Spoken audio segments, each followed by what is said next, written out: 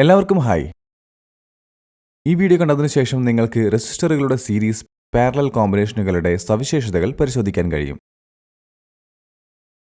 ലക്ഷ്യം: ഈ വീഡിയോയുടെ അവസാനം നിങ്ങൾക്ക് കഴിയുന്നത് ഒരു സീരീസ് പാരലൽ കോൺഫിഗറേഷനിൽ റെസിസ്റ്ററുകൾ ബന്ധിപ്പിക്കുക. റെസിസ്റ്ററുകളുടെ ഒരു പരമ്പര സമാന്തര സംയോജനത്തിന്റെ സവിശേഷതകൾ പരിശോധിക്കുക. പരമ്പരകളുടെയും സമാന്തര സർക്യൂട്ടുകളുടെയും അടിസ്ഥാന സവിശേഷതകൾ നമുക്ക് വ്യക്തിഗതമായി ചർച്ച ചെയ്യാം. ഒരു സീരീസ് സർക്യൂട്ട് എന്നത് ഘടകങ്ങൾ ഒന്നിനു പുറകെ ഒന്നായി ക്രമീകരിച്ചിരിക്കുന്നതാണ്. ഇത് നിലവിലെ പ്രവാഹത്തിന് ഒരൊറ്റ പാതയുണ്ടാക്കുന്നു. അതിനാൽ ഒരു സീരീസ് സർക്യൂട്ടിലുടനീളം കറണ്ട് അതേപടി നിലനിൽക്കും. എന്നാൽ ഘടകങ്ങളിലുടനീളമുള്ള വോൾട്ടേജ് ഒരേപോലെ ആയിരിക്കില്ല. ഘടകങ്ങളുടെ പ്രതിരോധ മൂല്യത്തിനനുസരിച്ച് വോൾട്ടേജ് വ്യത്യാസപ്പെടുന്നു. കൂടുതൽ പ്രതിരോധം വലിയ വോൾട്ടേജ് ഡ്രോപ്പിന് കാരണമാകും. അതായത് സീരീസ് സർക്യൂട്ടുകളിൽ സീരീസ് ഘടകങ്ങളിൽ കറണ്ട് അതേപടി തുടരുന്നു. ഒപ്പം ഘടകങ്ങളിലുടനീളമുള്ള എല്ലാ വോൾട്ടേജ് ഡ്രോപ്പുകളുടെയും ആകെത്തുക ഇൻപുട്ട് വോൾട്ടേജിന് തുല്യമായിരിക്കണം. എല്ലാ ഘടകങ്ങളും പരസ്പരം സമാന്തരമായി ബന്ധിപ്പിച്ചിരിക്കുന്ന ഒന്നാണ് സമാന്തര സർക്യൂട്ട്. അതിനാൽ ഒരു സമാന്തര സർക്യൂട്ടിൽ ഓരോ ശാഖയിലൂടെയുള്ള കറണ്ട് ഒരേപോലെയല്ല. ഘടകങ്ങളുടെ അനുബന്ധ പ്രതിരോധ മൂല്യത്തിനനുസരിച്ച് വ്യത്യാസപ്പെടുന്നു. കുറഞ്ഞ പ്രതിരോധം കൂടുതൽ കറണ്ട് നൽകും. കൂടുതൽ പ്രതിരോധം കുറഞ്ഞ കറണ്ടിന് കാരണമാകും. അതായത് സമാന്തര സർക്യൂട്ടുകളിൽ എല്ലാ ഘടകങ്ങളുടെയും വോൾട്ടേജ് ഡ്രോപ്പ് അതേപടി തുടരുന്നു. ഒപ്പം ഓരോ ശാഖയിലൂടെയും ഒഴുകുന്ന എല്ലാ വൈദ്യുതധാരയുടെയും ആകെത്തുക സർക്യൂട്ട് കറണ്ടിന് തുല്യമാണ്. നമുക്കിത് പ്രായോഗികമായി ചർച്ച ചെയ്യാം. R1, R2, R3, R4 എന്നിവയുടെ റെസിസ്റ്റർ മൂല്യങ്ങൾ യഥാക്രമം 50 ഓംസ്, 100 ഓംസ്, 150 ഓംസ്, 200 ഓംസ് ആയിരിക്കട്ടെ. രണ്ട് റെസിസ്റ്ററുകൾ R1, R2 എന്നിവ പരസ്പരം ശ്രേണിയിൽ ബന്ധിപ്പിക്കുക. R3, R4 എന്നിവ പരസ്പരം സമാന്തരമായും R1, R2 സീരീസ് റെസിസ്റ്ററുകളുമായി ശ്രേണിയിലും മറ്റൊരു കൂട്ടം റെസിസ്റ്ററുകൾ ബന്ധിപ്പിക്കുക. യഥാക്രമം R3, R4 എന്നീ റെസിസ്റ്ററുകളുമായി ശ്രേണിയിൽ 0 മുതൽ 200 മില്ലി ആംപിയർ വരെയുള്ള രണ്ട് മൂവിംഗ് കോയിൽ അമ്മീറ്ററുകളായ A1, A2 എന്നിവ ബന്ധിപ്പിക്കുക. R1, R2 എന്നിവയ്ക്കൊപ്പം 0 മുതൽ 500 മില്ലി ആംപിയർ സീരീസ് വരെയുള്ള moving coil ammeter A connect ചെയ്യുക. യഥാക്രമം R1, R2 എന്നീ റെസിസ്റ്ററുകൾക്ക് സമാന്തരമായി 0 മുതൽ 50 വോൾട്ട് വരെയുള്ള മൂവിംഗ് കോയിൽ വോൾട്ട്മീറ്ററുകൾ V1, V2 എന്നിവ ബന്ധിപ്പിക്കുക. സ്റ്റെപ്പ് 7 R3, R4 എന്നിവയിലുടനീളം 0 മുതൽ 50 വോൾട്ട് വരെയുള്ള മൂവിംഗ് കോയിൽ വോൾട്ട്മീറ്ററിൽ V3 ബന്ധിപ്പിക്കുക. ഇൻപുട്ടിൽ വേരിയബിൾ DC ഉറവിടം സർക്യൂട്ടിലേക്ക് ബന്ധിപ്പിക്കുക. 10 volt, 15 volt, 20 volt, 25 volt, 30 volt എന്നിങ്ങനെ വ്യത്യസ്ത വോൾട്ടേജ് ലെവലുകൾ സജ്ജമാക്കുക. നൽകിയിരിക്കുന്ന ടേബിളുമായി പൊരുത്തപ്പെടുന്നുണ്ട് എന്ന് ഉറപ്പാക്കിക്കൊണ്ട് അമ്മീറ്റർ വോൾട്ട്മീറ്റർ റീഡിംഗുകൾ അളക്കുക. അമ്മീറ്റർ A1, A2 എന്നിവയിൽ നിന്നുള്ള വൈദ്യുതധാരയുടെ ആകെത്തുക Aക്ക് തുല്യമാണെന്നും V1, V2, V3 എന്നിവയുടെ ആകെത്തുക DC ഉറവിടത്തിലെ ഇൻപുട്ട് വോൾട്ടേജിന് തുല്യമാണെന്നും പരിശോധിക്കുക. ഈ ഉദാഹരണം കൂടുതലാണ്. മുൻപത്തെ ഉദാഹരണത്തിന് സമാനമാണ്. അതിനാൽ പുതിയതായി വിശദാംശങ്ങൾ മാറ്റേണ്ടതുണ്ട്. പരസ്പരം പരമ്പരയിൽ രണ്ട് സമാന്തര സർക്യൂട്ടുകൾ പറയുക. നമുക്ക് മറ്റ് സർക്യൂട്ടുകളുമായി ചർച്ച ചെയ്യാം. R1, R2, R3, R4, R5 എന്നീ 5 റെസിസ്റ്ററുകൾ എടുക്കുക. എല്ലാ റെസിസ്റ്ററുകളുടെയും മൂല്യം 100 ഓംസ് ആയിരിക്കട്ടെ. ഓരോ റെസിസ്റ്ററുമായും പരമ്പരയിൽ 0 മുതൽ 100 മില്ലി ആംപിയർ വരെയുള്ള ചലിക്കുന്ന കോയിൽ അമ്മീറ്ററുകൾ ബന്ധിപ്പിക്കുക. യഥാക്രമം R1, R2, R3, R4 എന്നീ റെസിസ്റ്ററുകളുമായി അമ്മീറ്ററുകൾ A1, A2, A3, A4, A5 series ബന്ധിപ്പിക്കുന്നത് പോലെ റെസിസ്റ്ററുകൾ R1, R2, R3 എന്നിവ പരസ്പരം സമാന്തരമായി ബന്ധിപ്പിക്കുക. റെസിസ്റ്ററുകൾ R4, R5 എന്നിവ പരസ്പരം സമാന്തരമായി ബന്ധിപ്പിക്കുക. സർക്യൂട്ട് ഡയഗ്രാമിൽ കാണിച്ചിരിക്കുന്നതുപോലെ ഈ രണ്ട് സർക്യൂട്ടുകളും റെസിസ്റ്ററിൽ ബന്ധിപ്പിക്കുക.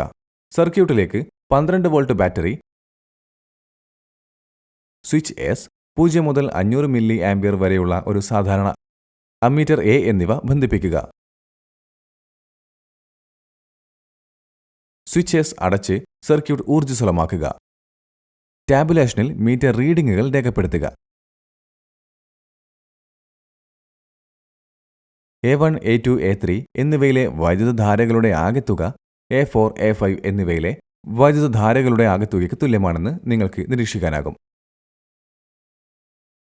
രണ്ട് സർക്യൂട്ടുകളുടെയും മൊത്തം പ്രതിരോധം തുല്യമല്ലെങ്കിലും ഒരു സർക്യൂട്ടിലെ ഏത് ജംഗ്ഷനിലും ഇൻകമിംഗ് കറണ്ടിന്റെ ആകെത്തുക ഔട്ട് ഗോയിങ് കറണ്ടുകളുടെ ആകെത്തുകയ്ക്ക് തുല്യമാണെന്ന് ഇത് കാണിക്കുന്നു. ഇപ്പോൾ S സ്വിച്ച് തുറക്കുക. 0 മുതൽ 20 വോൾട്ട് വരെയുള്ള രണ്ട് മൂവിംഗ് കോയിൽ വോൾട്ട്മീറ്ററുകൾ V1, V2 എന്നിവ എടുക്കുക. സർക്യൂട്ടുകളിൽ കാണിച്ചിരിക്കുന്നതുപോലെ റെസിസ്റ്ററുകൾ R1, R2, R3 എന്നിവയ്ക്ക് സമാന്തരമായി വോൾട്ട്മീറ്റർ V1 ബന്ധിപ്പിക്കുക. സർക്യൂട്ടിൽ കാണിച്ചിരിക്കുന്നതുപോലെ റെസിസ്റ്ററുകൾ R4, R5 എന്നിവയിലേക്ക് സമാന്തരമായി വോൾട്ട്മീറ്റർ V2 ബന്ധിപ്പിക്കുക. സ്വിച്ച് എസ് അടച്ച് സർക്യൂട്ട് ഊർജ്ജസ്വലമാക്കുക. ടാബുലേഷനിലെ വോൾട്ട്മീറ്റർ റീഡിംഗുകൾ ശ്രദ്ധിക്കുക. V1 V2 വോൾട്ടേജുകളുടെ ആകെത്തുക ഇൻപുട്ട് ബാറ്ററി വോൾട്ടേജിന് തുല്യമാണെന്ന് നിങ്ങൾക്ക് നിരീക്ഷിക്കാനാകും. സ്വിച്ച് എസ് തുറക്കുക. സർക്യൂട്ട് ഡയഗ്രാമിൽ കാണിച്ചിരിക്കുന്നതുപോലെ ഒരേ സർക്യൂട്ടിലേക്ക് 100 ഓം സീരീസുള്ള റെസിസ്റ്റർ R6നെ മുഴുവൻ സർക്യൂട്ടുമായി ബന്ധിപ്പിക്കുക. സർക്യൂട്ട് ഡയഗ്രാമിൽ കാണിച്ചിരിക്കുന്നതുപോലെ voltmeter V2, R4, R5, R6 എന്നിവയ്ക്ക് സമാന്തരമായി വീണ്ടും ബന്ധിപ്പിക്കുക. സ്വിച്ച് എസ് അടയ്ക്കുക. ടാബുലേഷനിലെ വോൾട്ട്മീറ്റർ റീഡിംഗുകൾ ശ്രദ്ധിക്കുകയും 2 വോൾട്ടേജുകളും ഇൻപുട്ട് ബാറ്ററി വോൾട്ടേജിന് തുല്യമാണെന്ന് ഉറപ്പാക്കുകയും ചെയ്യുക. ഏത് അടച്ച സർക്യൂട്ടിലും വോൾട്ടേജ് ഡ്രോപ്പുകളുടെ ആകെത്തുക ഇൻപുട്ട് വോൾട്ടേജിന് തുല്യമാണെന്ന് ഇത് കാണിക്കുന്നു. നമുക്ക് മറ്റൊരു സീരീസ് പാരലൽ കോമ്പിനേഷൻ സർക്യൂട്ട് ചർച്ച ചെയ്യാം. R1, R2, R3, R4, R5 എന്നിങ്ങനെ 5 റെസിസ്റ്ററുകൾ എടുക്കുക. റെസിസ്റ്ററുകൾ R1, R2, R3, R4, R5 എന്നിവയുടെ മൂല്യങ്ങൾ യഥാക്രമം 50 ohms, 100 ohms, 150 ohms, 200 ohms, 250 ohms ആയിരിക്കട്ടെ.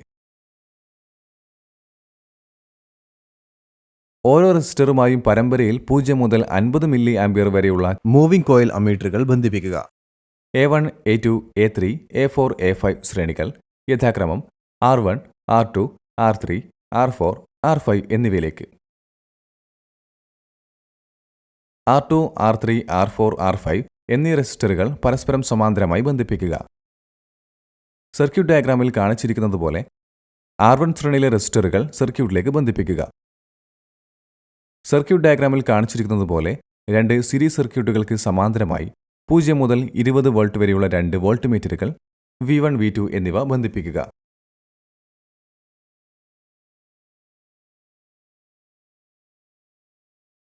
സർക്യൂട്ട് ഡയഗ്രാമിൽ കാണിച്ചിരിക്കുന്നതുപോലെ variable DC power supply switch S ഉപയോഗിച്ച് സർക്യൂട്ടിലേക്ക് ബന്ധിപ്പിക്കുക.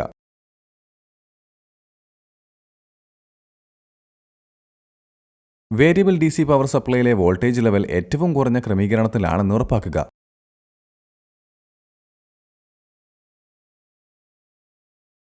DC പവർ സപ്ലൈ ഓണാക്കി സ്വിച്ച് എസ് അടയ്ക്കുക. DC പവർ സപ്ലൈയിൽ വ്യത്യസ്ത വോൾട്ടേജ് ലെവലുകൾ സജ്ജീകരിച്ച് പട്ടികയിലെ റീഡിംഗുകൾ ശ്രദ്ധിക്കുക.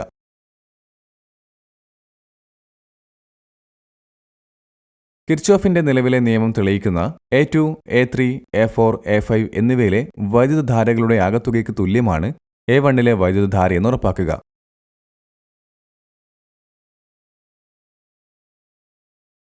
വേരിയബിൾ DC പവർ സപ്ലൈയിലെ വോൾട്ടേജ് വോൾട്ട്മീറ്റർ V1, V2 എന്നിവയിലെ വോൾട്ടേജുകളുടെ ആകെത്തുകയ്ക്ക് തുല്യമാണെന്ന് ഉറപ്പാക്കുക. ഇത് കിർച്ചോഫിന്റെ വോൾട്ടേജ് നിയമം തെളിയിക്കുന്നു. നിങ്ങളുടെ സമയത്തിന് നന്ദി. നല്ലൊരു ദിവസം ആശംസിക്കുന്നു.